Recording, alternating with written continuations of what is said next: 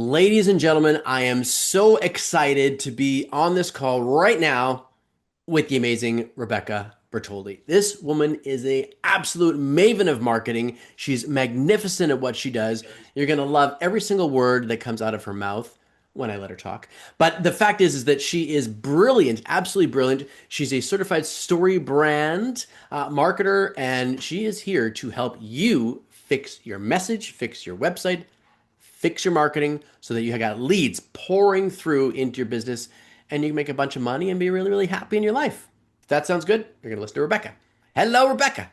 Hi, thank you so much for having me. And that was an amazing intro. Ah, you're welcome. I'll probably get that transcript and give it to everybody else that I go on calls with. But There you go. thank you for thank you for having me. And yeah, it's been quite a marketing journey.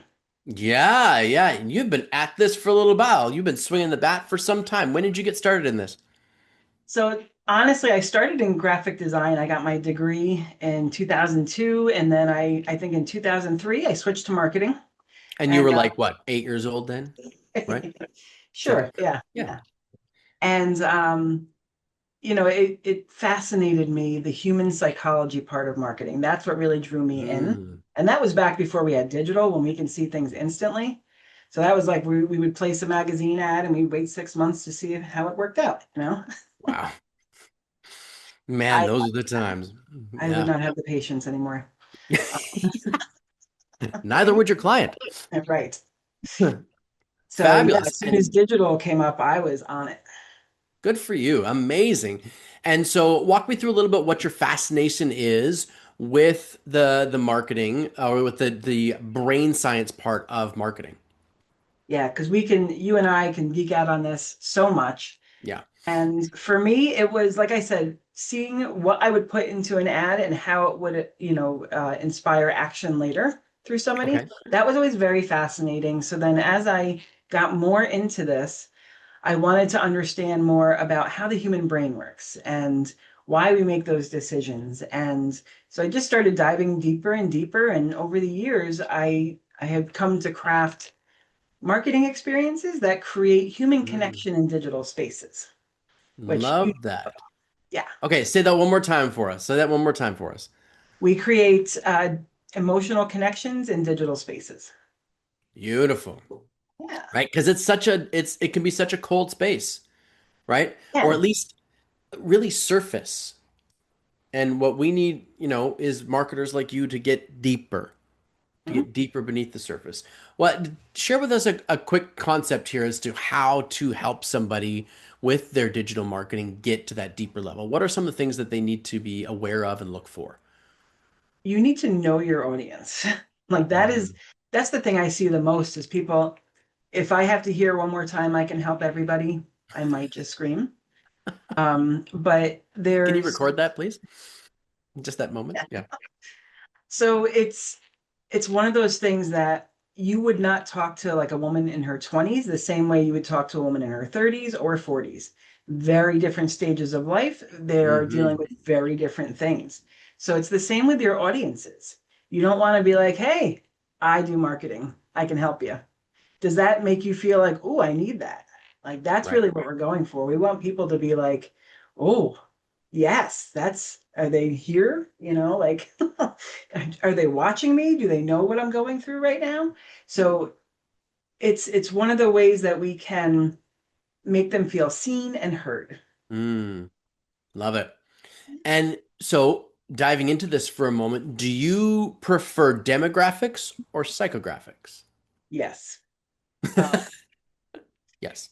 so Full stop. probably more of the psychographics, but I mean, in the demographic way, you're looking at everyone has like their own niches. I work with a lot of coaches, so when they're trying to bring people in, there's not a lot of 20-year-olds that are like, I'm ready to take control of my life and, Sure. become a leader. And so they know that they're targeting usually like 30, 35 to 50, 55, to get them Yep. started in there. So we're looking at stuff like that. We're looking at where they want to offer their services. Is it throughout the, North America? Do they want to go to Europe? And so some of that can come into play, but really I want to know, what's keeping people worried at night? What are they thinking about before they fall asleep that they're like, man, how do I fix this?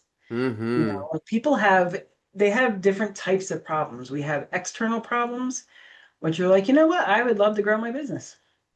And Right. then we have an internal problem that's like, we need to pay for our team, you know? Yeah. Yeah. So and then you're solving that internal problem more than anything else.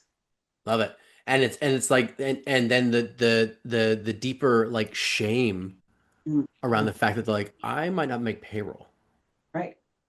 right? So it's yeah, because I think a lot of the time, as you're very aware of, business owners, they market to the above the surface problem, Mhm. but that's not why the person decides to buy from you. Exactly. That might be Exactly. how they rationalize buying from you, but that ain't the reason they actually decide to buy.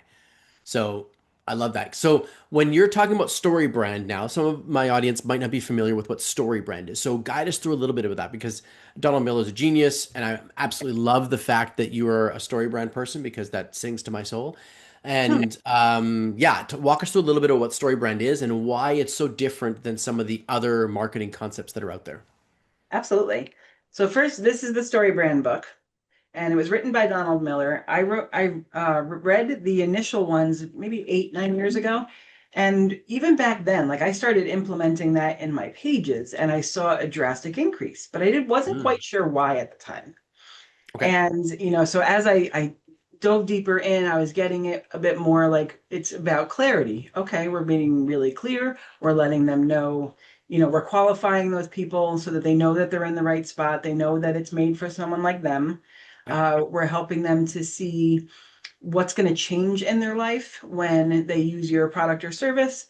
So all of that made perfect sense. And then as I went into the training to actually get certified, it was like 15 more layers of psychology.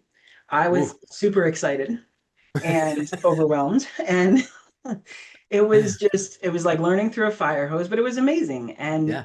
really, what it comes down to right now, how much have you guys noticed all the AI content out there? Oh my God, so much. It's just I mean, I use AI to make images for me because I am not a graphic artist and it's just about speed. But other than that, it's like there's so much, even the AI video, Rebecca. It's like, why are we having like just side note, I had a meeting with a girl yesterday who wanted to pitch me her AI avatar software thing that she's building and everything else. And she wanted me to help her with her company and stuff like that. And I'm like, I actually can't get on board with this, Yeah. right? I actually like I see your quality, but I can't get on board with what you're talking about, which is basically replacing people so that, you don't have to be there. Like we were talking about the Zoom thing earlier. Talk us through with the Zoom thing. What was that about? Yeah, I was told that people are showing up on Zoom meetings as AI avatars, like they're coming in acting like real people. Oh my gosh. Now, I've created one of those. I tried it out because I wanted to see if I could fill my classes with BeccaBot was her name. Okay. Of If course. Becca Great. Bach could fill the classes, and she was like, Rebecca's not here right now. It wasn't like it looked like me, but she was like, Rebecca's not here. I'm covering for her. She's building you the best class ever. You know what I Yeah. mean? So I tried all that, and everyone didn't listen to what she had to say, and they were like, that's not you. And it was just a complete shutdown. That was the last time I Yeah. posted Becca Bot. And but if I And post that would be a good use of Becca Bot. It's like right, I'm here to answer your questions because she's actually busy, but I'm a robot. Like I'm not pretending I'm a person. It's the pretending I'm a person that boggles my mind. yes, that's the thing. But that's if they're not reading it and they're not going through it, then they don't know that. So all they saw was the video on mute, and yeah. Hmm. So lesson learned there. But if I put up my Lego Rebecca's, those were perfectly fine. Oh, they like those. Yeah. I think Um, that so what does that tell us? You're deep into the psychology of this, right? From a marketing and persuasion perspective, what does that tell us that we're okay with the cartoon version of Rebecca as a clear AI tool, but the I'm trying to pretend to be Rebecca AI bothers us. What's going on there? so one of the things was like, there's so much AI content, nobody knows what's real. Yeah. So I feel like I mean, they obviously know I'm not Legos. So they know that it's obviously AI and there's no question about it. Their brain doesn't even have to think about it. Mm. So like that is the key piece of story brand is we create messaging that has such a low cognitive load that your primal self understands the message. Okay, so tell us what cognitive load means. So if you have you ever read a sentence over and over again, you're like, what? What does that Yep. say? Yep, did that Um, this morning. that's a high cognitive load. We don't want to make people work to understand what you're trying to say. We don't Okay. have that much time with them. We need just a few seconds to get a few more seconds. That's all we're trying to do is get our next few seconds. So we need to be clear. We need to let them know exactly what problem that we solve, Mm-hmm. how they take action, Mm-hmm. and what kind of result they're going to have. And we need to let them know that within seconds when they get to our site. Got it. So when if I can put the threads together, what you're saying is that when you use AI tools to replace you, right? And you're trying to simulate yourself. This looks exactly like Rebecca, but it just moves the same way all the time instead of moving fluidly, or it stutters on that, or it says that word in a way that Rebecca doesn't say it. Yeah, You're adding cognitive load because there's a distrust factor going up, right? There's this that's not really her shield that starts to raise, and that's part of the cognitive load. They have to work their way through them. Oh, well, this isn't really her question in their mind. Is that what you're getting at? exactly. Yeah. So if they have to really think about that, think about all the internal signals that are going off. I call it your spidey sense, your gut, whatever it is Yeah. that you want to call it in there.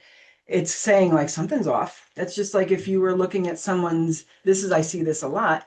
Like let's say there's a social media post that I'm sure AI did, and then you get them back to your website and it looks completely different. Mm, There's a moment of like, am I in the wrong place? Did I just right. go to somewhere spammy? Yeah. There's so many little signals like that that can make people walk away and they don't even know why. I call it brand dissonance, Yeah, right? yeah, And that would be one of those things where that might be too much of a cognitive load to even use that term. Rebecca, you might be like, Michael, dial down the dictionary. yeah. Um, but I love that because I think one of the chief problems that you solve is simplifying to get action. Mhm. Right? This is what I love about what you do so much is that you have this big weight of psychology behind you, Rebecca, all this science and information and data and everything else, but you have this uncanny ability to focus all of that mass into here's a simple message and a simple way of communicating, Exactly. right? And it was instant. Like the results that I saw when I story branded my messaging, it was instant. I Mm, mean, as I was getting trained, I started just shifting little lines here and there in my videos. And okay. the goal was when I was getting trained, I wanted to let my audience know I was going. I was sending them emails after each thing, letting them know what I learned and how excited I am. And I was also recording these videos for social. And I made one switch, and it was so I would have my hook, and then I would say, "Hi, I'm Rebecca Bertoldi. I'm your friend in marketing," and blah, blah, blah, blah, blah. I changed "I'm your friend in marketing" to when coaches want to get leads from their websites, I'm the girl they call. Nice. Yeah. That one change before I left training got me two new leads Why? because it was clear. I mean, I could be anybody's friend in marketing, but there was nothing that was like immediately connecting them to the end result. So when I say I'm your friend in marketing, that can be like, oh, okay, she does marketing, but you're not thinking like, oh, she can get leads, she can do website. Like you're not thinking any of that.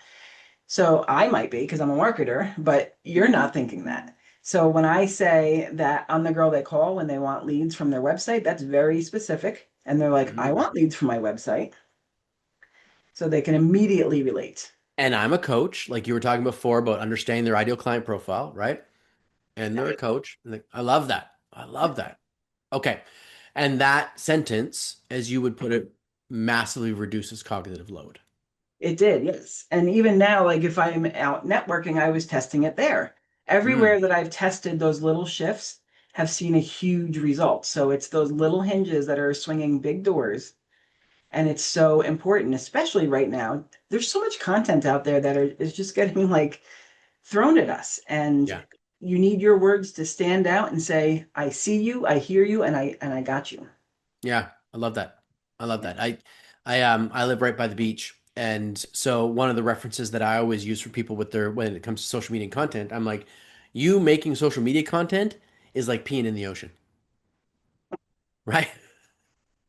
No one gonna notice until you bring the right people around you or you make your pee some crazy color to stand out from the crowd. The whole point is that no one's noticing. Like until you have to differentiate yourself or hold a big sign above your head that says I'm peeing in the ocean, right? Like something that's going to ensure that they jump out and notice you, Yes. right? So You very can important. find words that connect with people at that primal level that will impact their survival. That's the biggest thing is how will this help me survive? Unless it's a luxury product, then it's who am I going to be? Yeah, status. Yeah. Yeah. So we really So want them to feel that, you know? okay, so what do you mean by survival though? Because someone's going to be like, I don't sell weapons. What are you talking about? So, like what do you mean by sparking their survival?